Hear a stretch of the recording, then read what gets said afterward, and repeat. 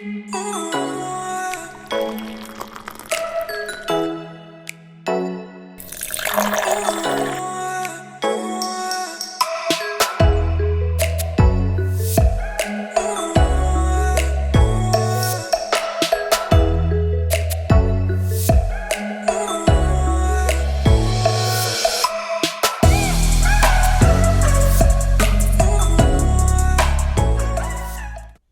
guys, welcome back to my channel. If you are new here, my name is Aiza, an international student here in Canada.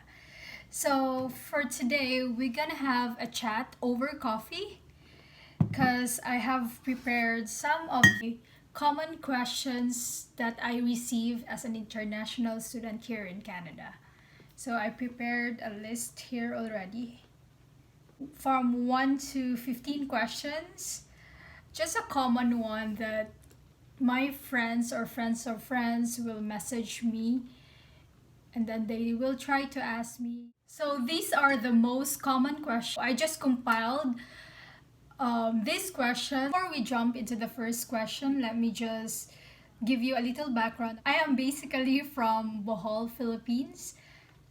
I graduated last 2017 at Holy Name University and I took up Bachelor of Science in Hotel and Restaurant Management. So after my graduation last 2017, I went to USA for a year. I got a J1 visa, so uso pa nun yung J1 visa, which is just a year of like internship, and that's the easiest way if you want to go to America. So after that year, a year of contract, I went back to the Philippines and all of a sudden I decided to become an international student here in Canada. That was 2019 when I arrived here. So let's start on the first question. Okay, first question, where specifically in Canada am I located and any reason why you chose the province? So I am here in British Columbia, specifically here in Surrey, BC. And for the reason why I chose this province, I don't have any particular reason why I chose this. It just happened na yun yung binigay ng agency. Yung mga schools are mostly here in British Columbia. I have a relative here in Canada but they are living in a different province. She is the sister of my mom. So hindi ako tumira dun sa kanila. So ako lang talaga andito sa British Columbia.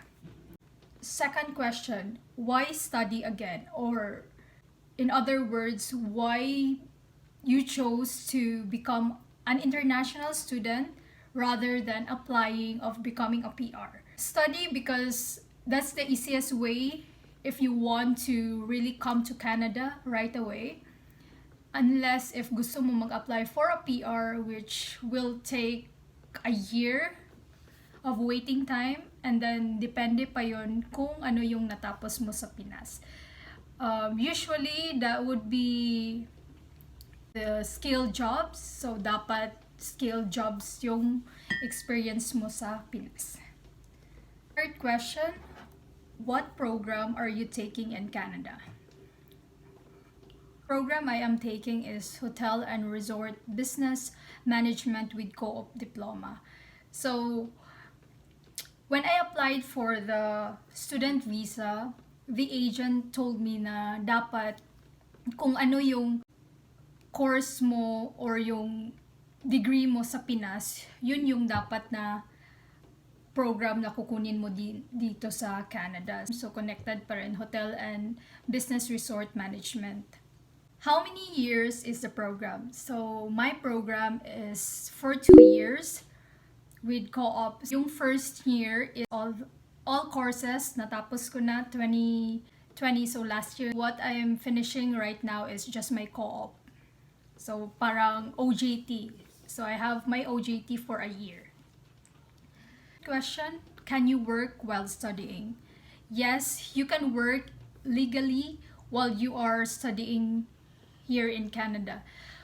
But there's exemption. You can only work for 20 hours a week while you're having full-time studies, but school break, you can work for a full-time of 40 hours.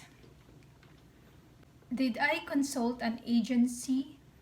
So yes, the agency, it's Enlight Migration Consultancy at AS Fortuna, Mandaue City, Cebu. Last January 2019, they went to Bohol. They had an orientation at Q Hotel, as far as I remembered, nasa Q Hotel. We signed up for that orientation. How much did I pay for the agency? So, for you to know, hindi lang yun yung agency na pinagtanungan ko. So, 3 to 4 agency, nagtanong-tanong ako kung like, magkano yung mga fee, of course, money matters. So, I paid 50,000 pesos. Yung mga pinagtanungan ko, 50 to 75. So, naka-discount ako sa 50,000. When you applied for the student visa, did you prepare for a show money? Like how much? Yes, when I submitted the application, I have my parents who sponsored the show money for me. So we prepared at least the full amount of the tuition, plus your living expenses here in Canada. So the show money was almost 1.5 million. So hindi naman nila kukunin. Nasa bank certificate, pinakita lang yung amount, and then we waited until I got the visa approved, and then yun, pwede mo nang galawin yung pera. How much is the tuition fee being an international student in Canada?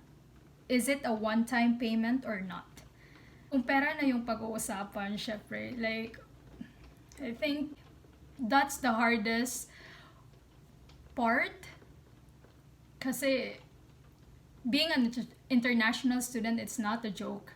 The tuition, oh my God, it's triple of being just a Canadian or PR dito. Yung tuition fee ng mga international student, sobrang mahal. Kaya pag tinatanong, anong status mo dito sa Canada? Pag nalaman nila na international student ka, isa lang yung sasabi, oh, mayaman kayo sa Pinas. Kasi the tuition, it's crazy. So my tuition fee, to answer, it's a total of 23,200 Canadian. So wow.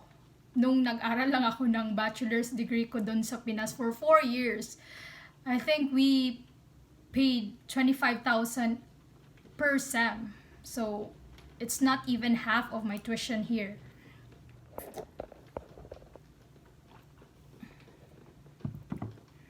Is it a one-time payment? No, it's not a one-time payment. So, parang per sem lang din. Once you enrolled for the college, in my experience, we paid 6,000 Canadian dollar. Parang down payment lang yun sa tuition. So, yung natira dito, every sem, binabayaran lang ng parents ko. Is it possible to be able to pay your tuition fee from your part-time job? No. No, it's really a no for this question. It's really hard to pay your tuition fee when you're just working 20 hours a week. And then, at the top of that, you have even having your monthly expenses here in Canada. You have to pay for a rent, you have to pay your insurance, transportation, and then you have your groceries as well. What are the advices I could give to the future international student? If you have any relatives anywhere in Canada, if they have a room or if they can give you a space, mas better na yun. Kasi mas makakaluwag ka sa expenses mo per month. Kung free na yung rent or at least may discount silang ibibigay sa'yo.